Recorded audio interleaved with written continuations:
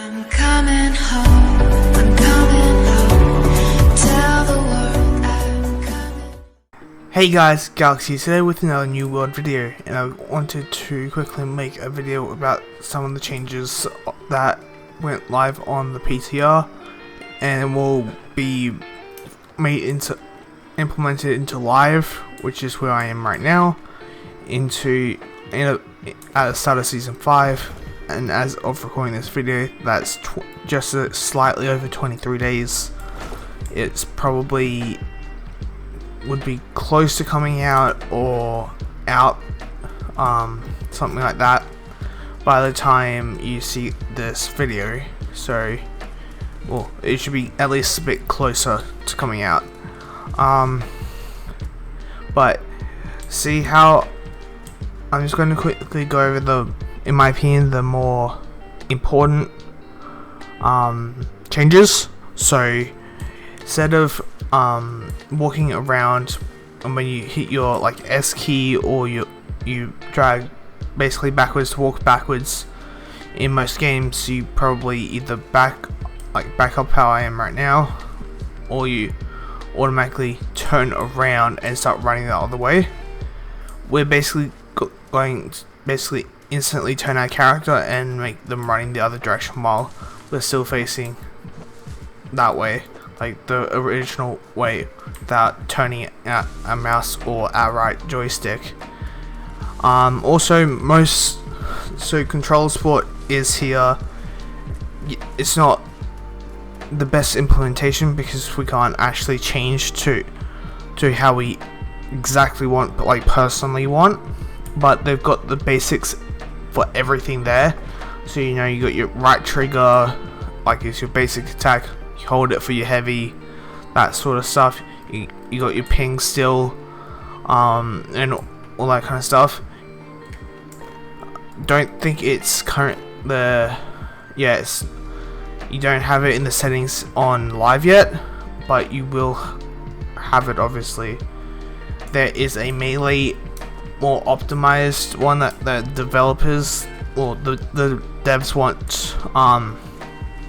think is a better for melee option, and one that's a bit more versed for everyone, whether you're a healer, ranged DPS, melee DPS, tank, whatever.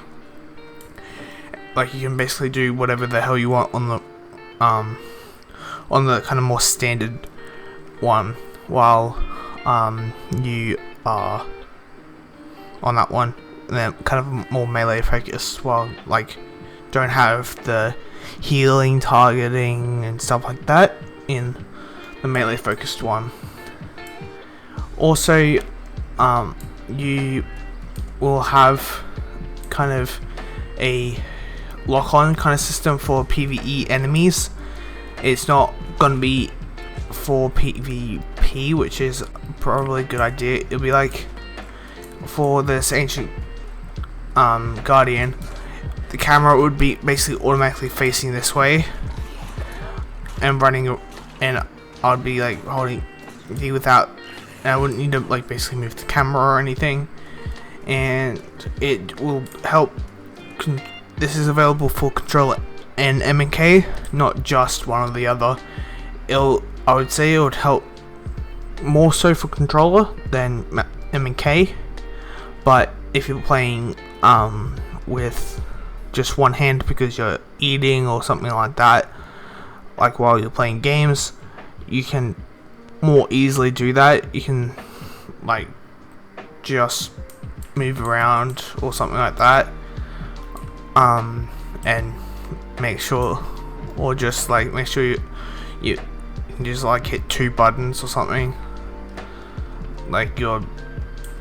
switch your attack button over to your keyboard temporarily and just attack and move around, and you don't have to worry about moving your mouse. And basically this mount's coming to OPR, which will help a few things. It'll at least allow us to get into the action faster, which is a good thing. Also, there is on the PTR currently, which is what J Oddity and I think potentially Baggins too. There's currently on the PC, I think it's around here, I want to say. It's around the bottom end of Cutlass Keys. It has a free-for-all area. Whether you're in the same faction, company, party, whatever, you can attack each other and deal damage. Doesn't matter, assuming that your PvP flags, but which is kind of cool. And it seems like they're gonna have a certain area like that moving forward, whether that's in Cutlass or a separate island, which I feel like is probably like say off the coast, like around here or something, for off Cutlass that's just free for all, which is a cool idea at the very least. Would have potentially preferred like a free for all option in here, or like a different kind of version of like a outpost rush. So if like a 20v20, it's like say 50v50, something like that. Would probably be a better preferred option in my opinion. Obviously some of you guys would probably prefer, you know, to the free-for-all or something else, but you know, 50v50 just sounds a lot more fun than a free-for-all. So yeah, and they've basically made a bunch of changes to the combat system. I have tried them personally for a little bit. When I was on the PTR, it was definitely like slightly smoother, and I think that was to help with console like development, like getting consoles and controllers a bit easier to work with, and also to assist in the like for future PvP development, because it will allow them. It basically made spaghetti code less spaghetti in a sense, kind of thing. The code was kind of messy and turned it into less of a mess. So, which I feel like kind of wants me to believe that there might be PvP or more PvP content instead of just kind of balances and changes like that. Kind of more focused PvP.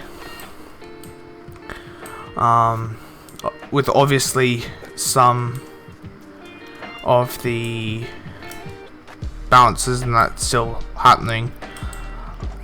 And they did mention that they're on the final lot of the MSQ rework. So you know, the last, you know, like 20 levels or something, like the 40 to 65 or something main MSQ with the Isabella stuff, which raised a few questions for at least myself. I'm not sure about you guys, but not sure if they're going to go to Lord of the Rings development, because you know that's happening, and or they're going to switch over to seasonal stuff, expeditions.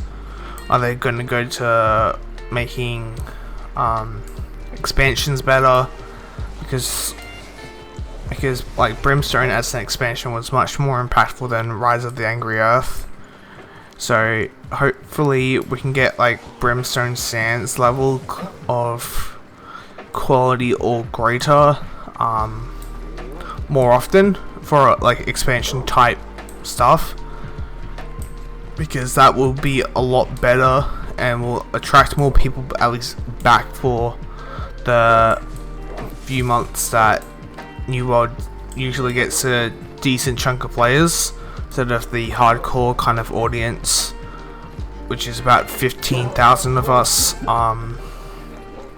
logging in roughly every single day, or at least a couple times a week, which is like kind of me. I just log in every couple of days, you know, do the faction missions, this and that, grind some more resources, trade skills, because currently that's all we've got in the game, is basically running Outpost Rush, running any expeditions that we don't have artifacts for.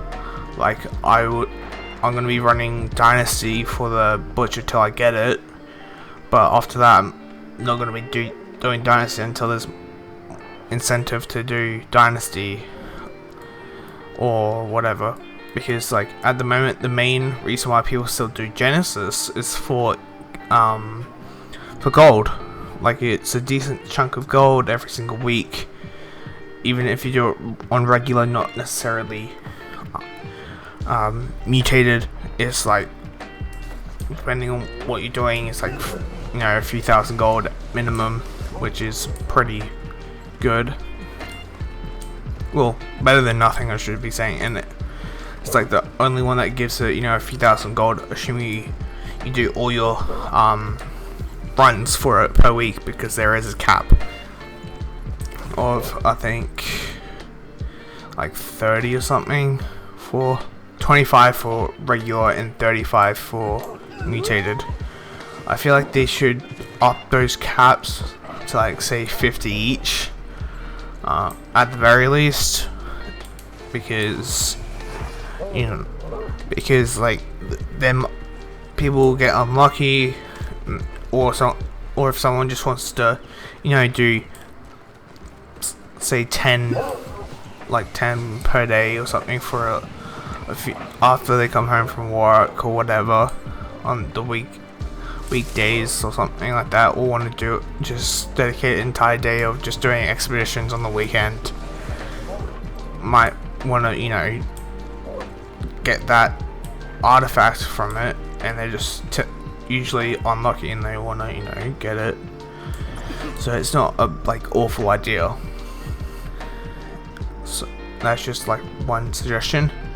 The second thing, well, kind of another thing, when it comes to the middle mouse kind of ping, which is like default, they put the auto kind of, or the mob blocking kind of keybind to that, the same button, the middle mouse. So you will either have to change